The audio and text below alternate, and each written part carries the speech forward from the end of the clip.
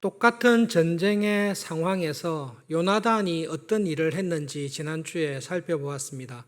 그 요나단의 행동과 오늘 사울왕의 행동을 성경에서는 대비하고 있습니다.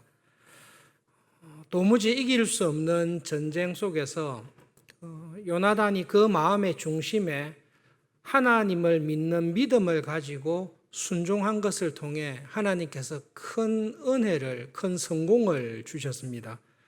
그리고 그 하나님께서 주신 그 은혜가 요나단의 믿음과 순종을 통해 주신 은혜가 얼마나 컸는지를 설명하고 있고, 하나님께서 주신 이 큰 기적적인 승리의 상황 속에서 사울 왕이 행했던 행동, 그리고 그 행동의 결과가 어떠했는지를 성경에서는 말씀하고 있습니다.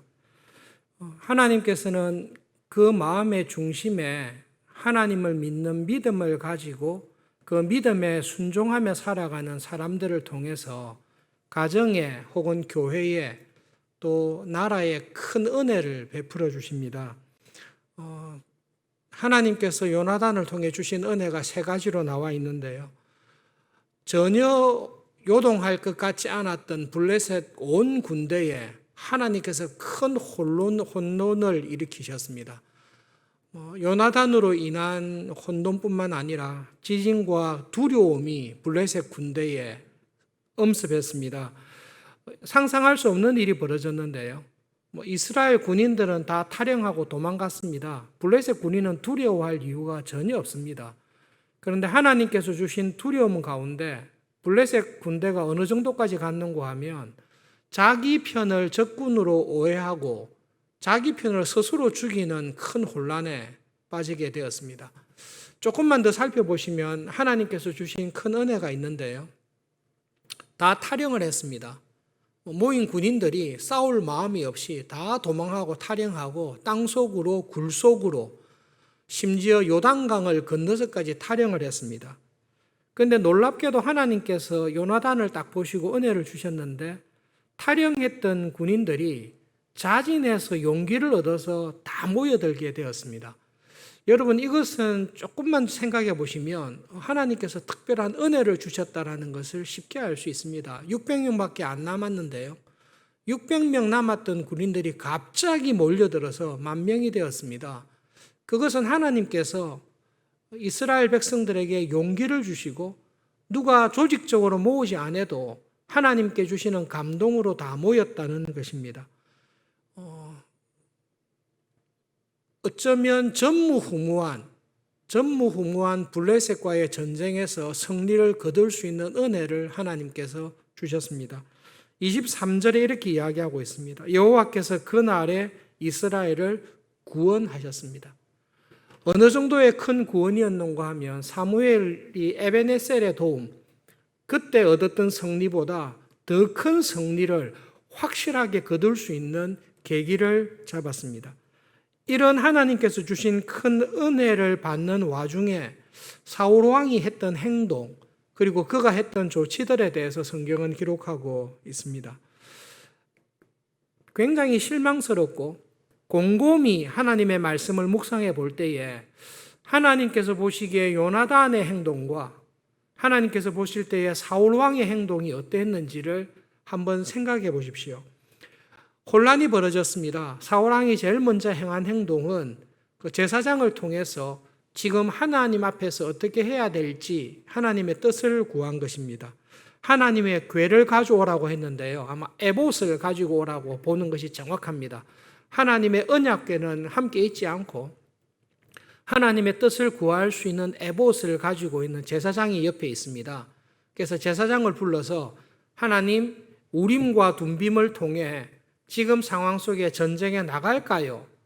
아닐까요? 그것을 물어본 것입니다.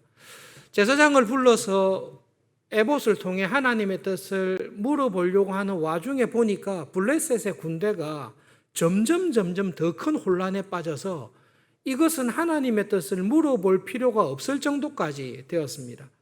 그래서 사울왕은 제사장에게 하나님의 뜻을 물어보자라고 하다가 중지시킵니다. 하나님의 뜻을 물어볼 필요도 없다. 이것은 너무 확실하기 때문에 내가 알아서 판단하겠다라고 결정을 내립니다.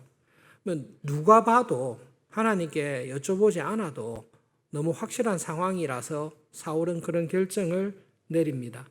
한편으로는 하나님의 뜻을 구하는 와중에 있는데 하나님의 대답을 기다릴 필요 없이 사울은 자기의 합리적인, 자기의 이성적인 판단을 의지하고 하나님의 뜻을 구하지 않습니다.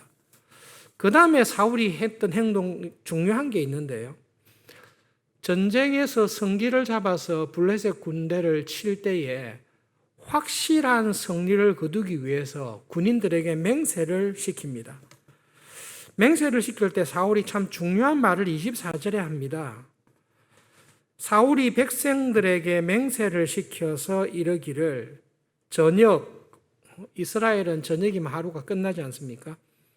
오늘이 끝날 때까지 내가 내 원수에게 보복할 때까지 아무도 음식을 먹지 마라. 만약에 음식을 먹는 사람이 있으면 저주를 받을 것이다라고 맹세를 시킵니다. 여기에 사울왕의 본심이 딱 들어가 있습니다. 사울은 지금 블레셋이 흐트러지는 것을 보면서 내가 내 원수를 갚을 때가 되었다라고 이야기를 한 것입니다. 그리고 이 원수를 본때 있게 확실하게 이기고 싶은 열망이, 열심이 대단히 큽니다. 여러분, 사울왕이 금식을 해라, 밥을 먹지 말라고 한 것은 지혜로운 판단으로 볼 수 있습니다. 왜냐하면 이스라엘은 굶주린 상태에 있고 굴속이나 땅속에 숨어 있다가 지금 블레셋을 공격하게 됩니다. 블레셋은 약탈물들이 많이 있습니다. 먹을 것도 많이 있고 귀중품들도 많이 있습니다. 음식을 많이 먹고 귀중품을 약탈하다가 도망하는 블레셋 군대를 끝까지 치는 것, 죽이는 것을 잃어버리지 않기 위해서 사울왕은 음식을 먹지 말라고 이야기한 것입니다. 상식적으로 볼 때에 음식에 너무 정신이 팔려서 잔치하거나 너무 배불리 먹지 말라 그렇게 명령은 할 수는 있겠죠. 그러나 사울은 열심히 특심했습니다. 자기의 원수를 갚고 싶은 마음이 굉장히 컸습니다. 그래서 전쟁 중인 군인들에게 금식을 명령한 것입니다.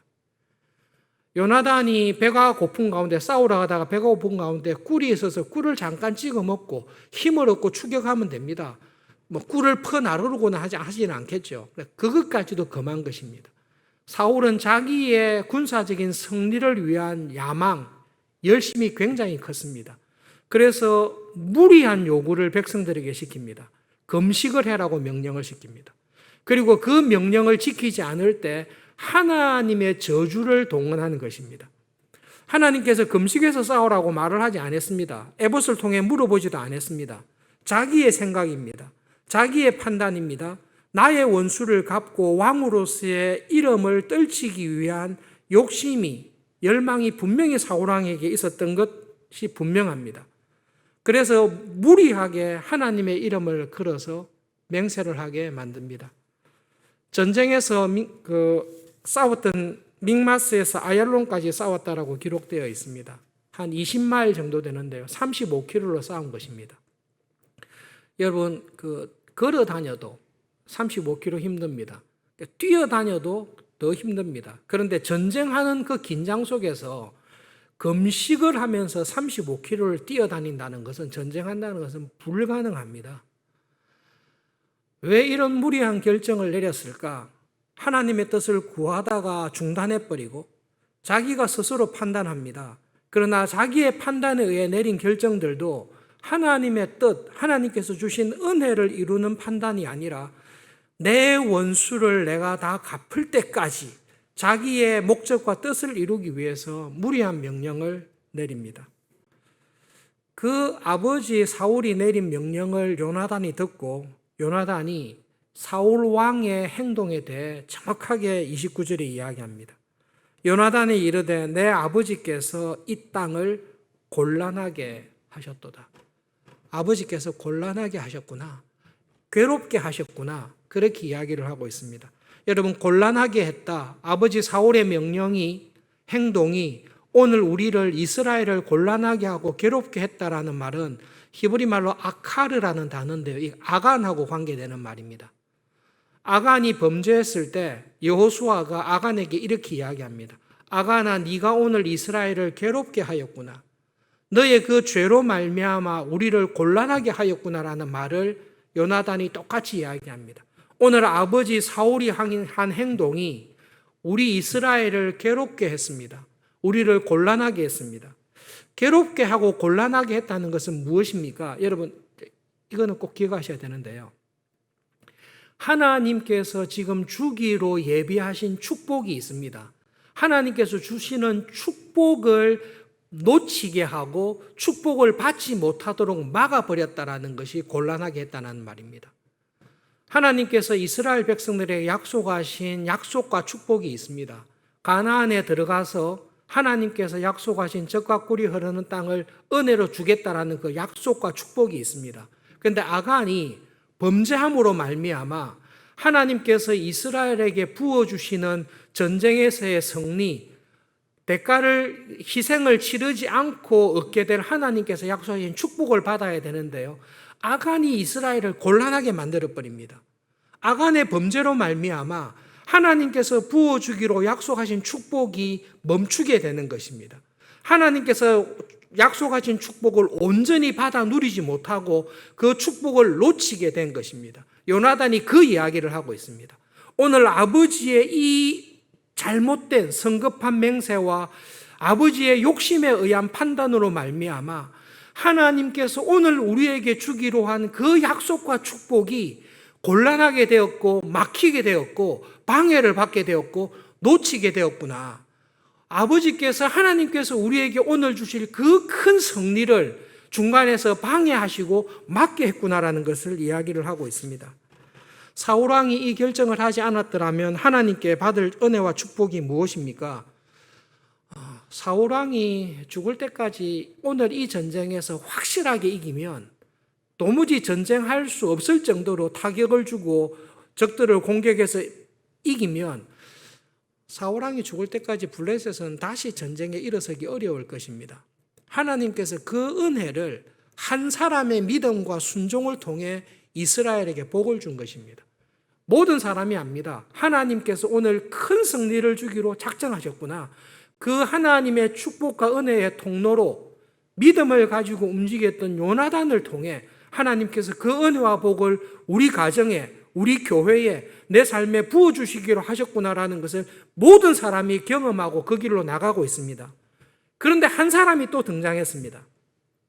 이 사람의 마음의 중심에는 하나님의 뜻을 구하거나 하나님의 뜻에 순종하려는 마음보다는 이 기회를 이용하여 내 욕심, 나의 원수를 갚고 나의 명예와 나의 지위를 공고하게 하려는 쪽에 마음이 더 많이 가 있습니다.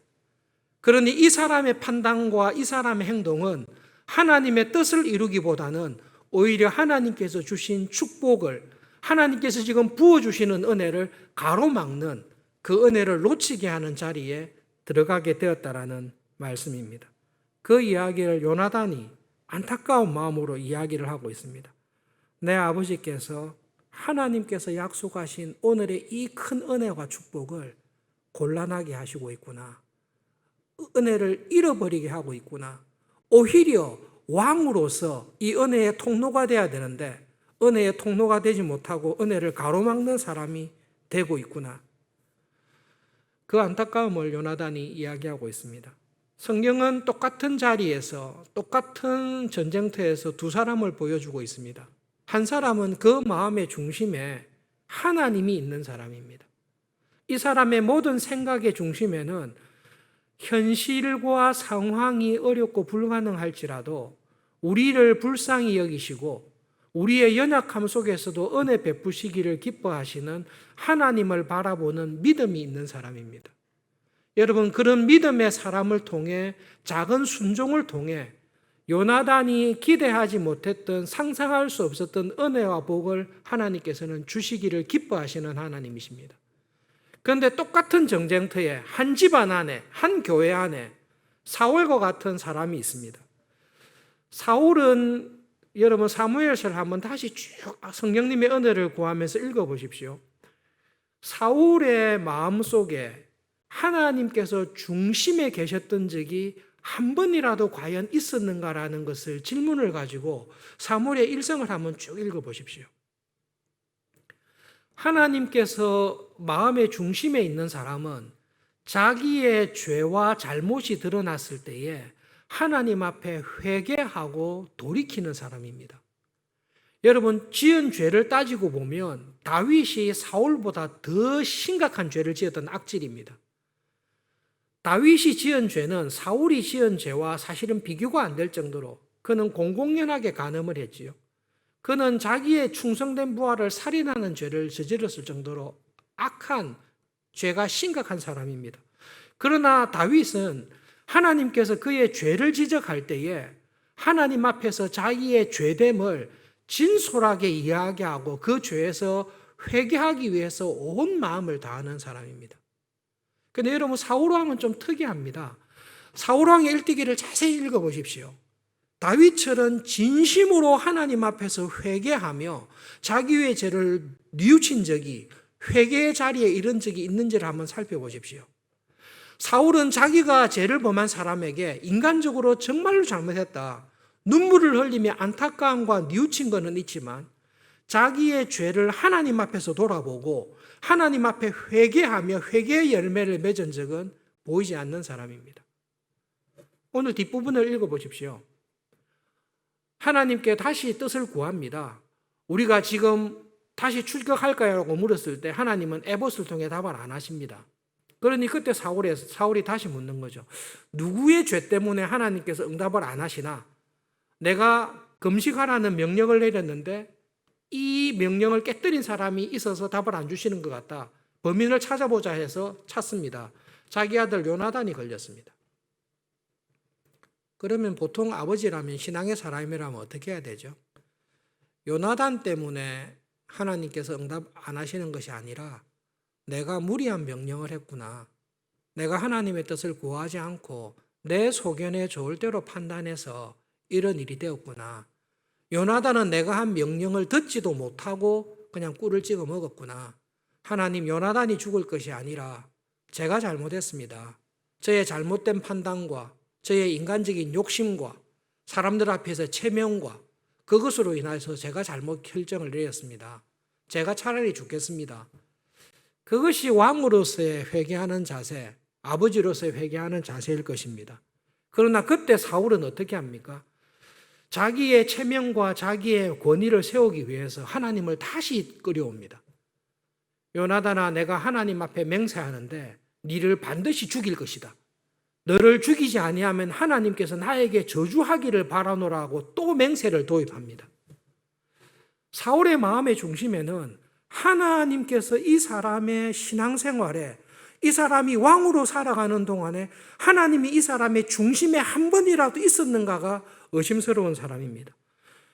사사시대의 특징이 자기 소견에 좋을 대로 살아가는 것이 사사시대의 특징입니다. 하나님을 알고 있습니다. 하나님을 믿습니다. 그러나 그들의 중심 속에 하나님을 믿는 참 믿음이 없습니다. 그런데 여러분, 사사기를 자세히 살펴보십시오. 사울만 이렇습니까? 기드온도 그렇습니다. 입다도 그렇습니다. 많은 사사들이 사울이 범했던 것과 방불한 죄와 실수를 똑같이 범합니다. 그런데 여러분, 그렇게 심각하고 큰 죄를 범했다 할지라도 자기의 죄가 드러났을 때는 진심으로 회개하며 하나님께 은혜를 구할 때에 하나님께서는 그를 건져주십니다. 삼손을 보십시오. 마지막 순간에 하나님 앞에, 하나님, 제가 하나님의 모든 법을 다 깨뜨렸습니다. 나 시린으로서 지켜야 될 모든 서약을 다 깨뜨렸습니다. 그래서 하나님께서 저의 두 눈을 뽑으시고 블레셋의 놀이개가 되게 하여서 비참하게 죽게 하신 것 알고 있습니다. 그렇지만 하나님, 제가 회개합니다. 하나님, 저를 도와주십시오. 히브리서 11장에 삼손은 믿음의 인물로 딱 들어가 있습니다.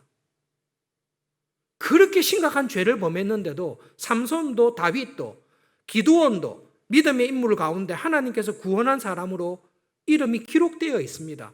약점이 없는 게 없습니다. 실수 다 했습니다. 자기의 교만한 마음을 가지고 에봇도 만들었습니다. 기드온도. 그러나 그들의 중심을 보실 때에 하나님께서 그들이 완전하기 때문이 아니라 죄가 있을 때 회개할 때에 그들을 구원의 자리에 은혜를 베푸십니다. 사울은 그렇지 않습니다. 여러분, 사무엘서를, 사울을 자세히 보십시오. 하나님은 사울에게 계속 기회를 주십니다. 오늘 또 잘못했는데요. 하나님께서는 사무엘을 통해 사울 왕에게 또 한 번 더 기회를 주십니다. 네가 왕이니 아말렉을 치라. 거기에 순종하면 하나님께서는 사울에게 은혜를 더해 주십니다.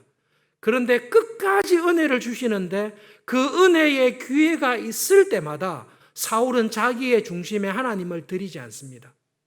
결국 사울은 은혜의 자리에서 떨어져서 하나님의 나라의 영광된 지도자로 쓰임받을 사람이 지옥의 형벌에 가는 사람으로 마귀의 종으로 질질 끌려다가 다니다가 그의 운명을 마감하게 되는 것입니다.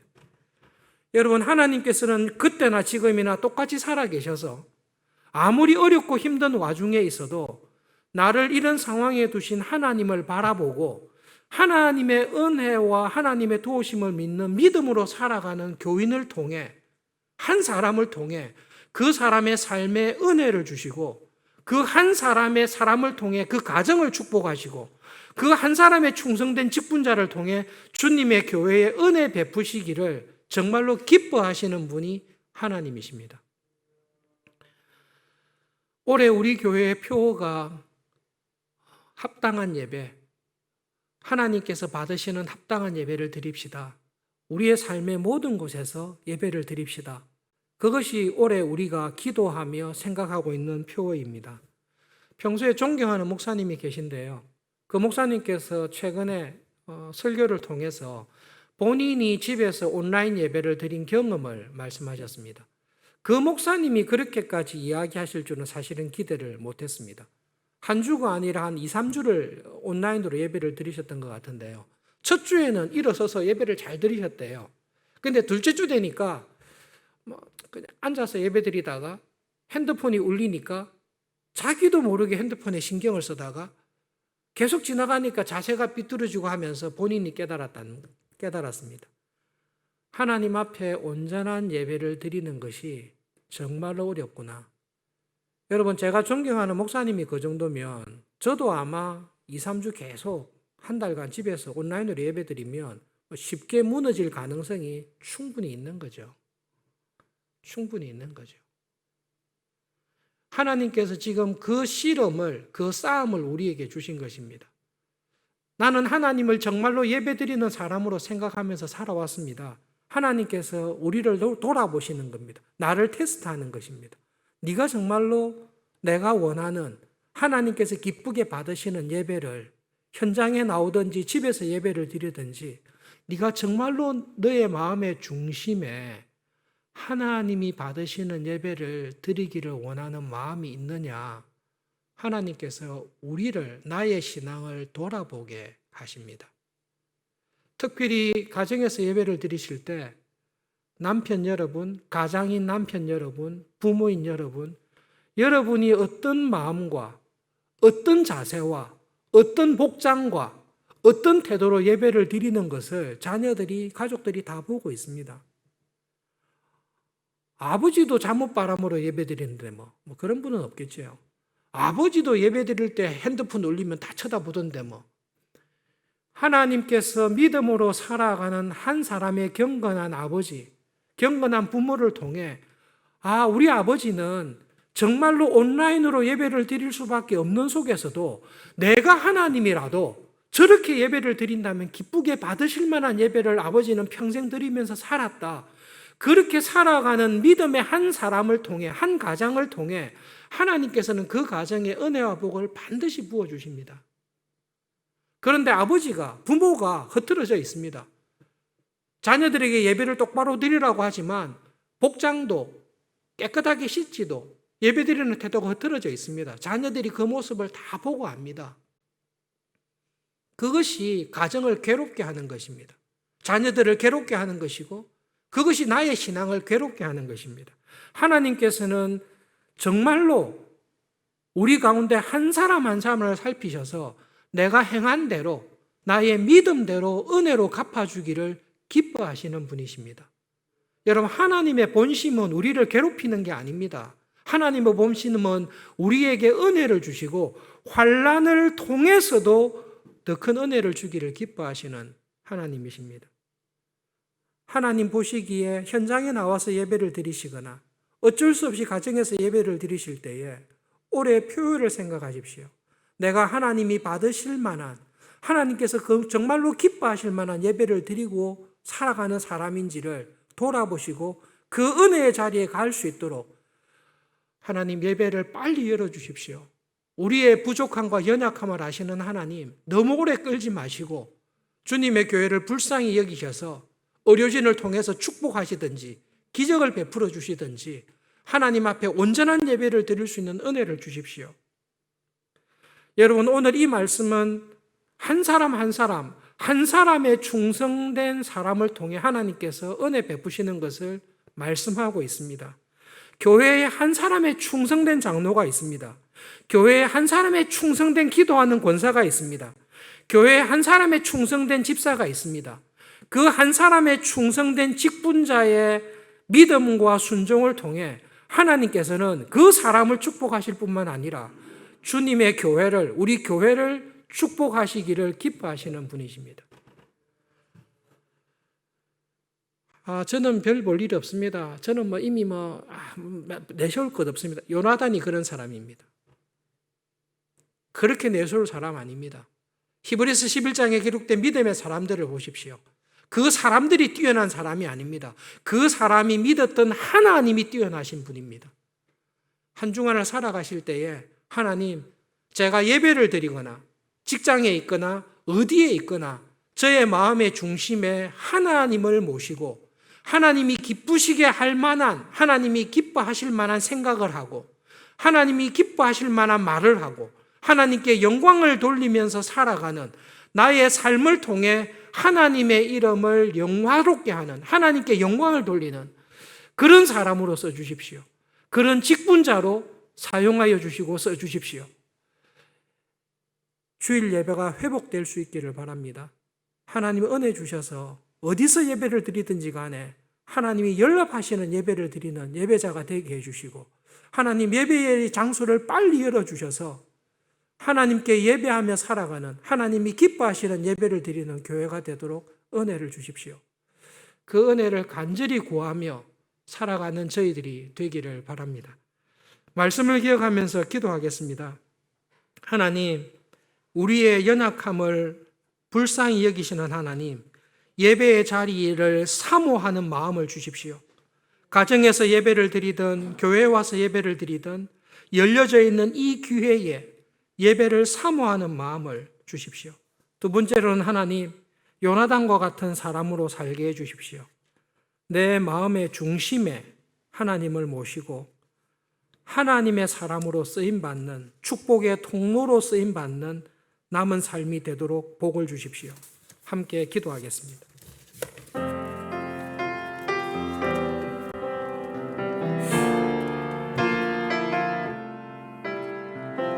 하나님 아버지, 하나님께서는 온 땅을 두루 감찰하시며 전심으로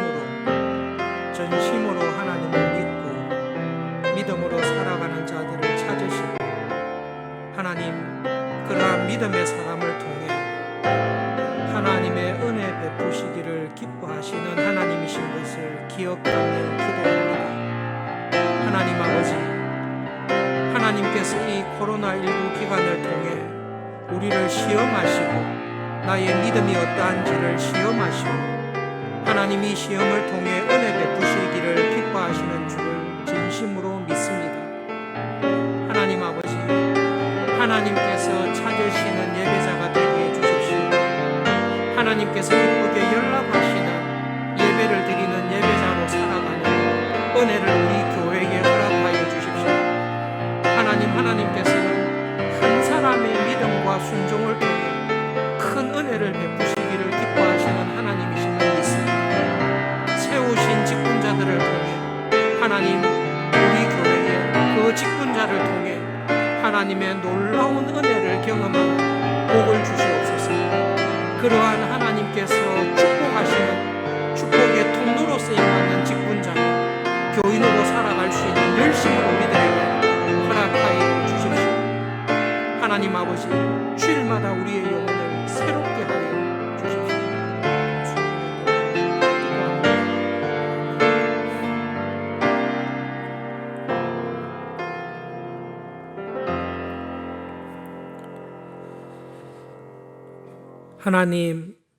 하나님께서는 한 사람의 온전한 믿음과 순종을 통해 큰 은혜를 베푸실 뿐만 아니라 한 사람의 불신앙과 자기 욕심을 통해 하나님께서 주시는 은혜를 가로막을 수도 있다는 것을 말씀을 통해 깨닫게 하시니 감사합니다.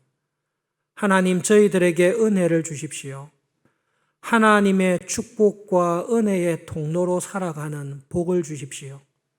하나님, 어느 곳에 있든지 하나님을 우리의 마음의 중심에 모시고 하나님께 영광을 돌리는, 하나님께서 받으실 만한 예배를 드리는 예배자로 살아가는 은혜를 매 주일마다 예배의 시간을 통해 하나님 저희들에게 넘치도록 부어주십시오.